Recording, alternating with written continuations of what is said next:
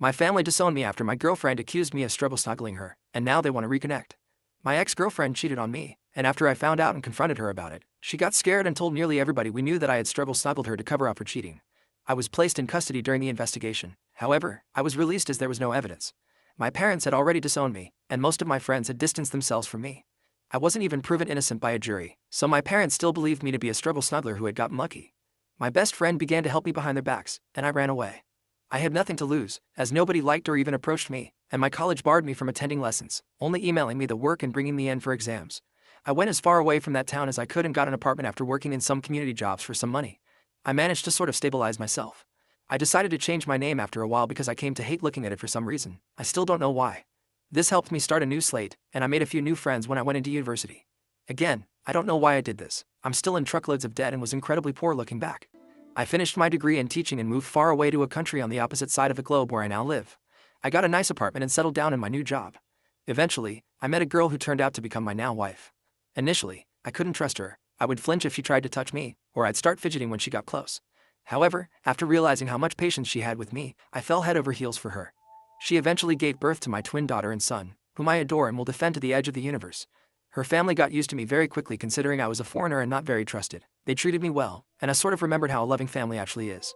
Now I'm living in a nice house with both of my children and wife, and we're very happy. That is until last night when I was playing on our PlayStation with my son while my wife and daughter were in the garden. There was a knock on the door, and lo and behold, my father was there. He smiled weakly and began to speak, but I slammed the door so hard I scared my son. I took him to his room and called for my wife to take my daughter to her bed. She was freaking out, and so was I. My father kept knocking on the door, and I just broke down in that moment. My wife comforted me, and then answered the door for me. She asked who he was, and he said he was my father. I had given my wife a vague background of me, and she had nothing but sorrow for me. She looked understandably pissed and began to scream at my father for abandoning me and whatnot. After she calmed down, I told her to let him in and instructed her to go to our kids' bedroom to keep them busy while I talked to my dad. He explained that he was doing my ex-girlfriend a favor by clearing some stuff on her phone. While he was managing her messages, he stumbled upon a conversation between her and the guy she cheated on me with, expressing guilt for ruining my life and a desire to take it all back. My father didn't confront her, as he wasn't ready to revive a dead situation, but silently began to search for me to share his belief in my innocence. I don't even know how he found me, but I don't care because he's here. Now, for the part I need help with. I don't know what to do. I've considered my options after wandering through random streets and have come to some conclusions, but I'm not sure what the best decision is. I could turn him away, telling him to go back to our country, leaving me alone, or I could reconcile with him and meet my mother again for the first time in forever. Update 1. I visited my father in his hotel and informed him that I wouldn't reconcile with him or anything like that. He had tears in his eyes but was understanding. He mentioned that he had told my mother about her and cut my ex-girlfriend off from the family entirely.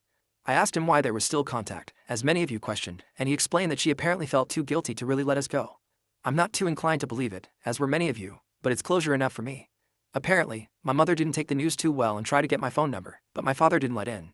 Not sure what I could really trust, given that I feel most of it is just a ploy to get me back into their lives, but after they threw me out onto the streets like a rabid dog, it just makes me sick. My son did end up asking who was at the door, but I told him that it was a colleague. I plan to tell both of them what happened to me in my past when they're older or going through tough times to let them know that I understand. We're all fine. It shook me up a bit, but I hope I have my father's word on him keeping my new life a secret. Update 2. I recently had an incident with my family involving them breaking a promise. It angered me incredibly, and after a lot of thought, I decided I would face them directly.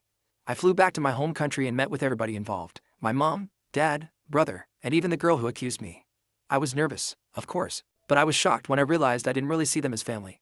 I recognized them, of course, but I didn't see them the way I see my wife, kids, and in-laws. My mother started by breaking into tears and trying to apologize. I just felt disgusted by it. My father comforted my mother, and my brother was the one who kept his composure and initiated the conversation. He asked me how I was doing, and I responded by telling him to cut any small talk and that this meeting was on my terms. I told all of them that I was not looking for reconciliation, and I simply wanted closure.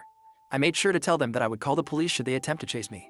I asked my parents why they were so quick to abandon me, even though the police said there was no proof. They explained that they made a rash decision, and seeing me in custody broke their hearts. I called them out on it since they didn't try to stick up for me or anything. Then, I asked my brother why he never contacted me. He looked surprised and said that he did, but I just ignored him all that time. Turns out, he was right. My brother had tried hundreds of times to contact me and give me money to get me off rock bottom. However, he questioned why I never answered and assumed that I hated him because of what happened. Well, as it turns out, my mother had my contacts blocked on all of her phone plans as she paid for my brother's old phone plan. So, I couldn't even receive help when I was completely lost. Then, the cherry on top, my ex. I first asked her why she actually did it. She said that she was scared of what would happen and that she never stopped loving me even throughout it all. She claimed that every session of therapy made her feel even more guilty, as she knew it was all fake.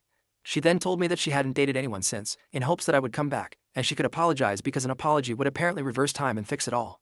Even that turned out to be a bunch of lies because my father said that he found chat logs of 3 different partners she had when I was away. My ex broke down crying and tried to hold my hand. She had the freaking audacity to ask for another chance. This just made me spiteful, and I pulled out my phone and began showing all of them hundreds of pictures of my 2 children's milestones and the good times my family had together, our visits to cities, their first day of school, both of them and my wife in my arms. I told her that this was what she could have had if she wasn't so stupid, and my parents what they missed out on for not even hearing me out. I had a moment when I thought I had gone too far, but I realized that compared to what they did to me, I hadn't. My visit wasn't all miserable, though, as I met up with my old best friend and his family. They were happy to see me, and I was still grateful for them taking me in when it felt like the whole world was against me. I plan to return to the country one day to show my kids where half of their culture comes from. I won't let them anywhere near my family, though. As far as I'm concerned, my only family is my wife and her family, and my kids. I'd say it went pretty well.